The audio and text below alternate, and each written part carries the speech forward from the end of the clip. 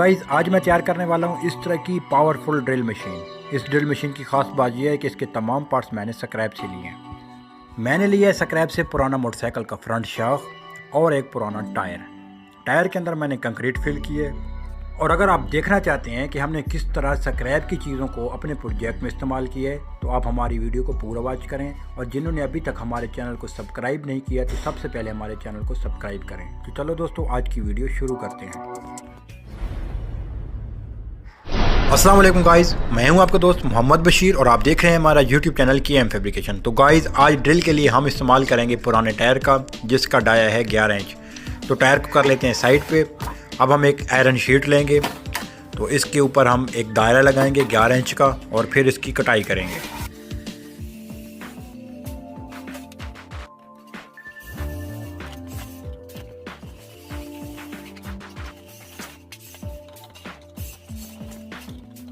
तो गाइस हमने शीट की कटाई टायर के हिसाब से कर ली है और शीट के अंदर ड्रिलिंग भी कर ली है। अब हम स्क्रू की मदद से शीट को टायर के ऊपर लगाएंगे कुछ इस तरह जैसे हम आपको वीडियो में दिखा रहे हैं।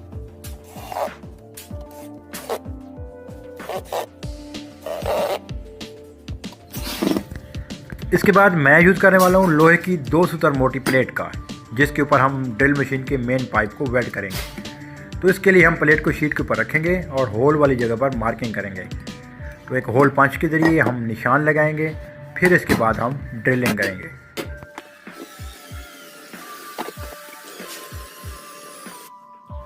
अब हम लेंगे 1.25 इंच गोल लोहे का पाइप जिसके हम 2.5 इंच के 4 टुकड़े लेंगे।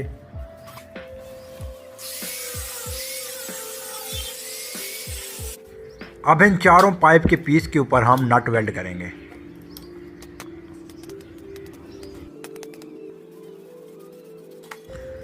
अब हम इन चारों बोल्ट्स के ज़रिए लोहे की प्लेट को शीट के ऊपर बोल्ट के ज़रिए कस देंगे।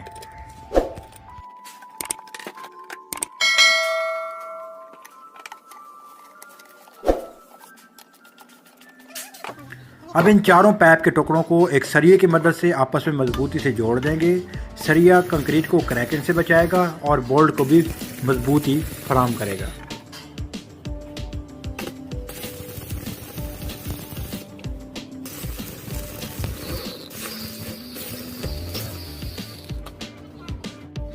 तो गाइज़ अब हमने ड्रिल मशीन की बेस मुकम्मल कर ली है। इसके अंदर अब हम कंक्रीट फिल करेंगे और कंक्रीट फिल करते वक्त इस बात का ख़ास ख्याल रखेंगे कि कोई जगह खाली ना बचे। अगर कोई खाली बच गई तो कंक्रीट क्रैकिंग हो सकती है, इसलिए हम इसको तवज्जो के साथ फिल करेंगे ताकि कोई जगह खाली ना बचे। और इसके बाद हम इसकी सफाई भी लाजमी करेंगे ताकि ये दिखने में खूबसूरत लगे और इसको खुश होने के लिए हम 48 घंटे के लिए छोड़ देंगे।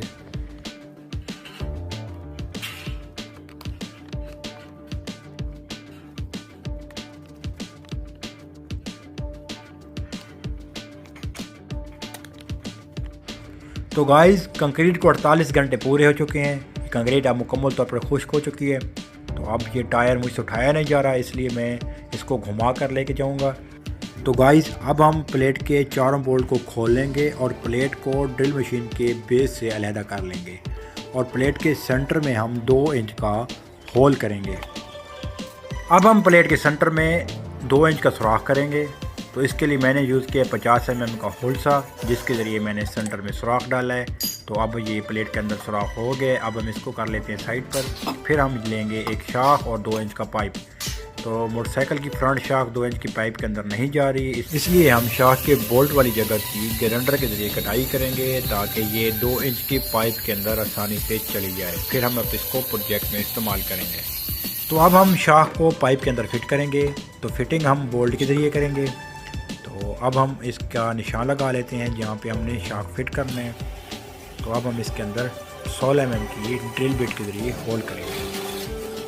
तो अब मैंने पाइप के अंदर सुराख डाल दिया है। अब शाख को पाइप के अंदर फिट करेंगे। पाइप और शाख के दरमियान स्पेस ज़्यादा थी, इसलिए मैंने बुश का यूज़ किया ताकि शाख पाइप के अंदर फिट हो जाए।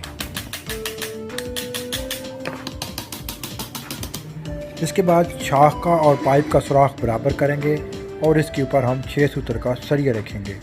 दूसरी जानिब से भी हम 6 सूत्र का सरिया रखेंगे और इस सरिये को पाइप के साथ वेल्ड कर देंगे।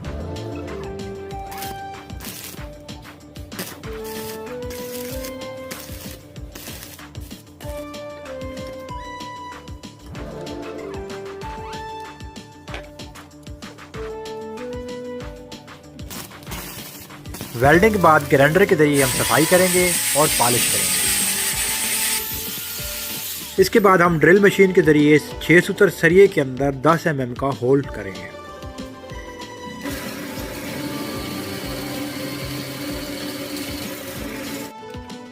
अब इसके बाद हम 10 mm का थ्रेड मूस लगाएंगे और इसके बाद हम बोल्ट लगा देंगे। तो फाइनली हमारा शाख पाइप के साथ फिट हो गया।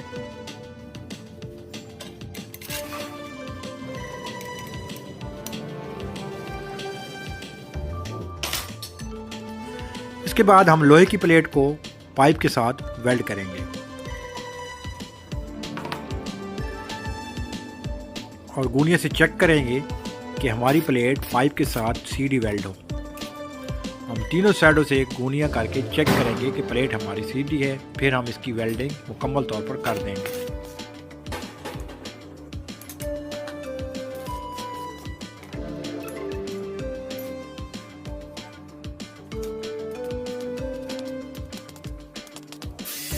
इसके बाद हम वेल्डिंग वाली जगह पर ग्राइंडर लगाएंगे और इसके बाद हम इसकी साइड चेंज करेंगे और इसके अंदर हमने एक होल किए। अब एक और पाइप लेंगे जिसके अंदर हमने कट लगाया है। कट वाली जगह पर हम बोल्ट लगा देंगे ताकि ये ऊपर नीचे हो लेकिन साइड पर मुड़े नहीं। अब हम पाइप को शाख के राड के साथ वेल्ड करेंगे और ये चेक करेंगे कि ये फ्रीली ऊपर नीचे हो सकता है। अब हम चेक करेंगे ये आसानी के साथ फ्रीली ऊपर नीचे हो सकता है। तो अब हम इस मुकम्मल मैकेनिज़्म को टायर के साथ बोल्ट के ज़रिए फिट कर देंगे।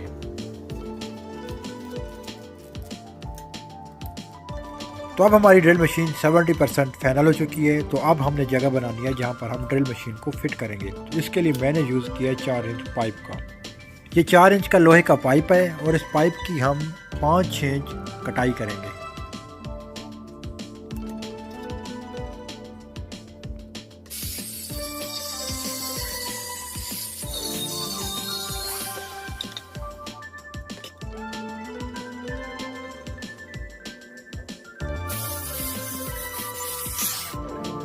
अब इस 4 इंच पाइप को गोल पाइप के साथ वेल्ड करेंगे जिसके ऊपर हम ड्रिल मशीन फिट करेंगे।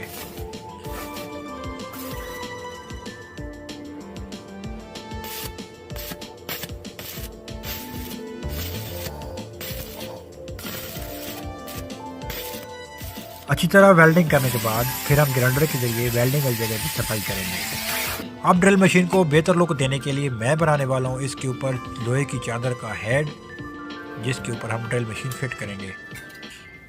हेड बनाने के लिए मैं यूज़ करूँगा 16 गेज चादर का। तो इसके ज़रिए मैं हेड तैयार करूँगा और जितने भी हेड के पार्ट्स थे पीस थे मैंने कटाई पहले से करके रखे हुए थे ताकि टाइम की बचत हो।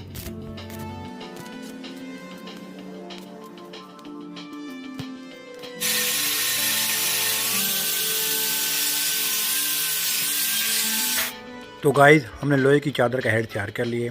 अब इस हेड को हम मशीन के ऊपर फिट करेंगे और चेक करेंगे कि मशीन की लुक में कितनी बेहतरी आई है। तो माशाल्लाह मशीन की लुक बहुत प्यारी आई है। अब हम इसके ऊपर इसको अच्छी तरह से वेल्ड कर देते हैं, फिर इसके बाद हम इसके ऊपर ड्रिल फिट करेंगे।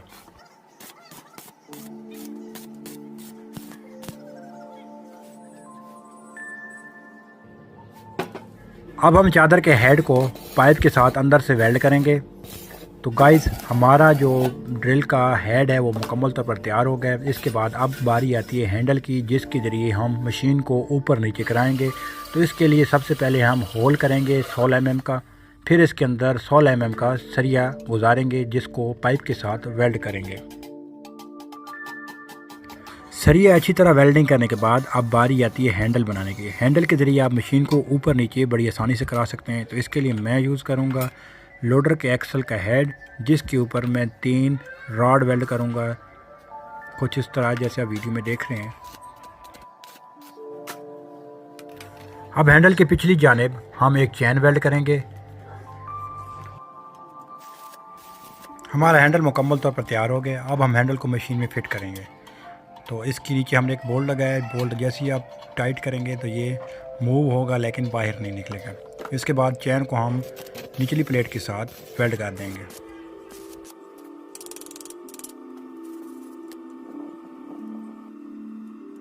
तो गाइज़ हमारी मशीन 80% बन चुकी है, हैंडल का काम भी मुकम्मल हो चुका है, आप देख सकते हैं इसकी मूविंग। अब हम इसके ऊपर ड्रिल मशीन फिट करने के लिए जगह बनाएंगे। तो ड्रिल फिट करने के लिए मैं यूज़ करूँगा क्लैंप का। क्लैंप के दोनों साइडों पर मैंने बोल्ट लगा दिए हैं, इसके अंदर ड्रिल डालकर ड्रिल को फिक्स कर देंगे। फाइनली दोस्तों अब हमारी मशीन मुकम्मल तौर पर तैयार हो गई है। अब इस मशीन के ऊपर हम ड्रिल फिट करेंगे, अच्छा सा पेंट भी कर लिया है। अब इसको हम चेक करेंगे।